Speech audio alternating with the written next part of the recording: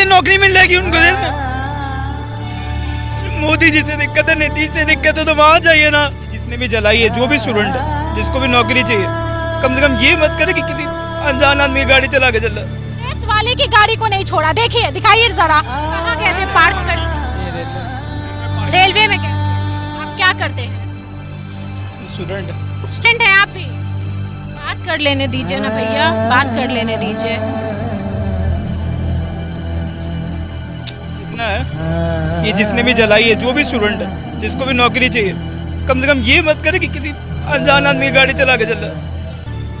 बहुत मुश्किल से आदमी गाड़ी लेता है, और जब गाड़ी खड़ी करके जाता तो कहाँ थी हाल पे रेलवे पुलिस फोर्स, कहाँ थी? आज ये इतनी तादाद में खड़े हैं, क्या कर लेंगे? पहले कहाँ गए थे सब? किसी ने भी जलाई है, वो आए यहाँ पे एक बार मेरे सामने, वो बोले ये इंसाफ है क्या? इससे नौकरी मिल जाएगी उनको जेल में।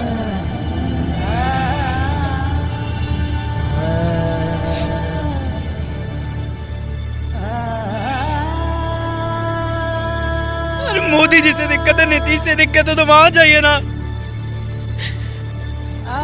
पर न्यूज प्रेस वाले की गाड़ी को नहीं छोड़ा, देखिए दिखाइए जरा, ये तो आम पब्लिक की गाड़ी है। समझ सकते हैं आपको नौकरी चाहिए, नहीं मिलेगी नौकरी ऐसे। ये कोई अभ्यर्थियों का काम नहीं है, बिल्कुल नहीं है। कोई अभ्यर्थी ये काम नहीं करेंगे। देखिए ये चैनल वाले की गाड़ी है। बहुत सारे रिपोर्टर को भी मारा गया है।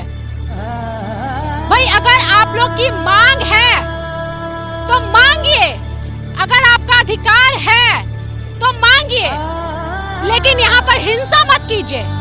आम पब्लिक को परेशान करना बंद कीजिए। पुलिस वालों को भी मारा जाता है। ऐसे में क्या करेंगे पुलिस वाले, ये तो बताइए मुझे।